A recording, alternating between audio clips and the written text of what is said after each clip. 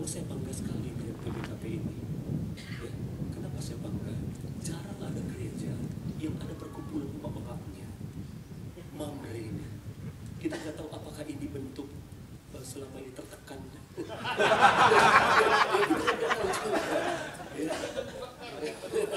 Iya. Tapi ini satu wadah yang luar biasa. Ini satu tempat yang sebetulnya tidak dimiliki oleh banyak gereja. Ya, saya walaupun saya GBI, tapi kalau ke kampung pasti saya ke GBKP. Ya.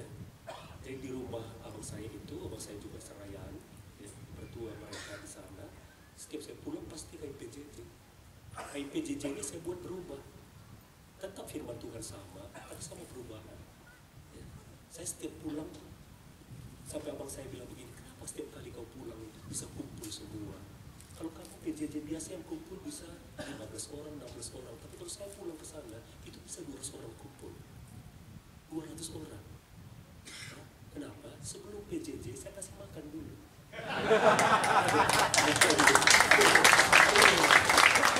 Jadi pasti begitu, setiap pulang saya, ini nanti bulan 7 ini pulang lagi, ini pasti kebaktiannya seru, dan ini nanti-nanti. Ya, sebelum kebaktian saya bikin gundur ayam kampung dulu. Setelah makan baru kebaktian, habis itu mesti keluar simpah. Ya, baru setelah pulang mereka minimum 3 kilo beras, 1 kilo gula putih, 1 kilo minyak goreng, ada 3 Indomie, ada susu batin. Ini semua paket ini. Ya, saya ingin mau perubahan, saya pulang jadi berkat. Ya, saya kalau pulang harus jadi berkat, karena mereka tahu bagaimana susahnya hidup kami dulu waktu kecil, bagaimana kami harus berjuang. Dan kalau kami hari ini diberkati Tuhan, bukan karena kuat kami, bukan karena hebat kami, karena Tuhan yang memberkati kami. Hidup yang berbuah itu sebetulnya hidup yang bisa jadi berkat. Banyak pia lengan tentu jadi berkat. Ya. Hidup yang berbuah adalah hidup yang jadi berkat. Pertama-tama keluarga dalam lah berapa dipikir lebih keluarga dalam hidup jadi berkat di tengah-tengah keluarga kita. Yang membuat kita begitu lembu, kelengan kena anak kalah pesanannya. Membuat bagi kelengan kalau siapa keluarga telah siapa kalah Hari keluarga kami itu suruh orang lain. Makanan, dia lagi malas kena, kurang kena toto, kurang kena kena. Tapi kalau lagi minum, sekarang kau perlu dah.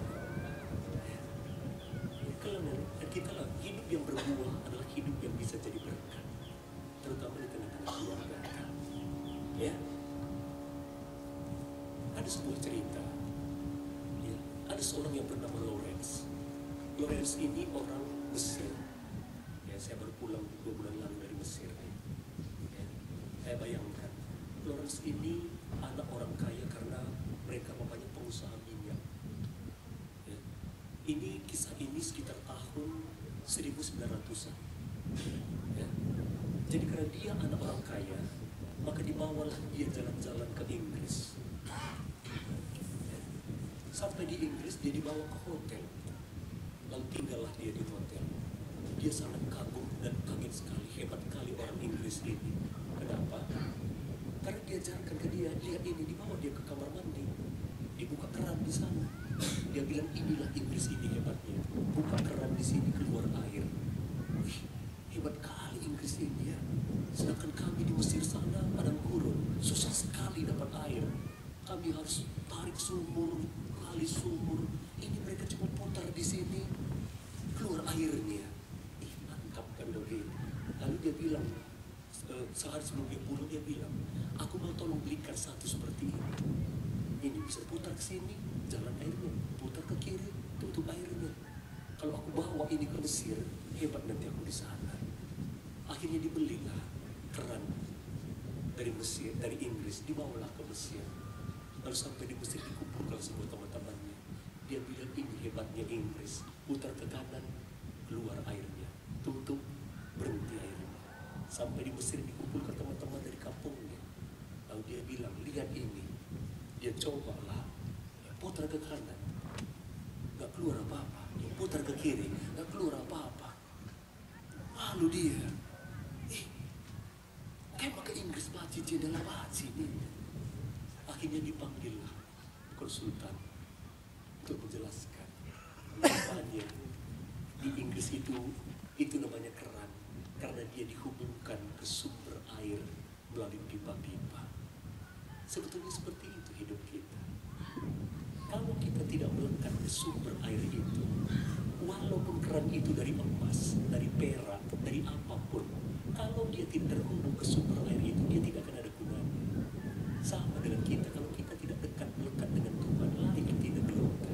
Sebanyak KIP kita, sehebat KIP kita, lah jadi berkat. Bahkan sombong kita. Berkitakanlah kita melekat ke sumber. Emang apa kata Tuhan? Kamu harus tinggal dalam aku. Di luar aku kamu tidak bisa berbuat apa-apa. Ya, saya bersyukur pada Tuhan. Ya, saya dulu dididik oleh seorang pendeta yang luar biasa ketika saya masih kecil. Ya, dari Jerman. Jadi di kampung kami itu dulu gak ada pendeta karo. Makanya tadi saya bilang ke Pak Alex, Pak Evander, Marina waktu kecil saya sampai remaja sampai permata lah aku bagaimana. Ya. Kami di sana dulu paling KA, KR, Moria, Permata, berpuluh jauh-jauh. Tapi Mamre Indah muncul kurang lebih 16 tahun terus, 16 tahun terakhir ini, anggaplah 20 tahun terakhir.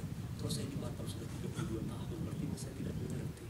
Tapi pasti ada dasarnya kenapa Mamre ini dibuat.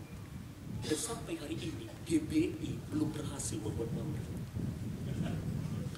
Berarti GBKPN-nya maju selangkah. Kita beri tepuk tangan. Tapi harus jadi Mamre yang berbuah. Ya. Melalui kesimpulan pelayanan tadi lah, buat lain gampang kan. Melatih-latih kebana kan.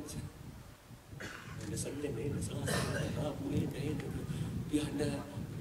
Ini PP rumah, seperti 32 ayat 1 nih. Gue dipini-pini, Matius 2 ayat 28 nih. Gue kata-kata di batanda. Ya, tapi harus berbuah dan berdampak. Kembali ke yang tadi. Kota Kedawan Bandung, aktif-aktif nari, cukup aktif. Aktif tuh. Runggun kami Marenda di Kuta. Kami dididik oleh seorang pendeta dari Jerman. Setiap Sabtu kami diajar bagaimana kita membaca Alkitab. Jadi sejak kecil, sejak sekolah minggu, aku mau terlatih suka baca Alkitab. Ya. Nggak tahu sekolah minggu sekarang dalam kuliah. Dulu waktu kecil kami ada 4 buku sekolah minggu, tipis-tipis dia.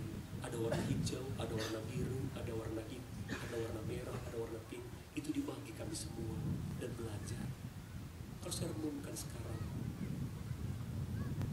bahwa hanya ketika kita dekat dengan Tuhan, itu sumber kehidupan kita. Semiskin KIP kita lah, pilih pendidikan kita. Aku berada di Batam Medan lah, berpendidikan masukku tamat SMA. Nah, tapi setelah dekat dengan Tuhan, ini beda cara pandangku.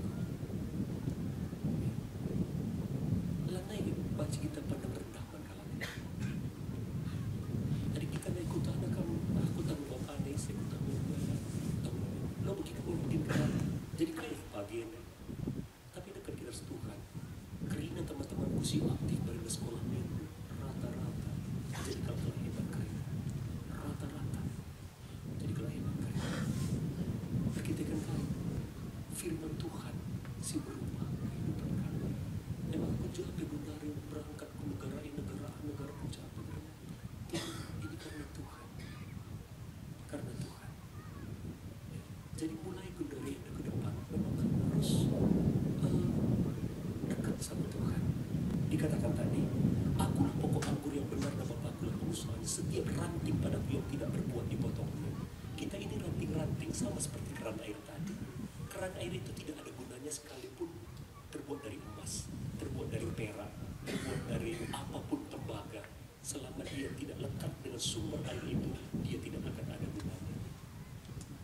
Ya, Yesus berkata, akulah pokok anggur, kamu ranting-ranting.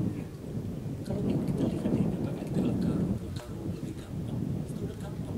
Alkitab untuk orang karo sebetulnya mudah dimengerti. Karena kehidupan orang karo itu sama dengan kehidupan orang yang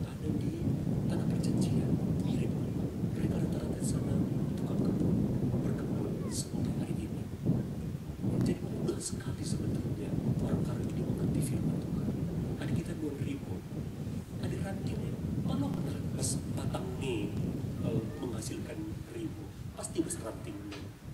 Ya, tapi batang sumber, batang utama adalah mungkin kelinci ribu. Si menghasilkan ribu adalah ranting-ranting. Dan kita tanam jeruk supaya berbuah. Tuhan juga begitu, saudara dan saya ini harus berbuah. Ya, Tuhan cari buah. Makanya dikatakan tadi yang tidak berbuah dipotongnya. Tuhan cari buah. Ada suan durimu pasti timain buahnya. Ada buah kali lalang, buah. Tapi potong saja. Potong saja kayak gunanya geluh je, kira-kira nambah beban. Itu nak geluh tuh bang. Ya, kita harus menghasilkan buah. Ya. Dan buah untuk dinikmati orang paling tidak keluarga dinikmati. Anak tanda harata lebih nikmati kehidupan kita. Kita harus jadi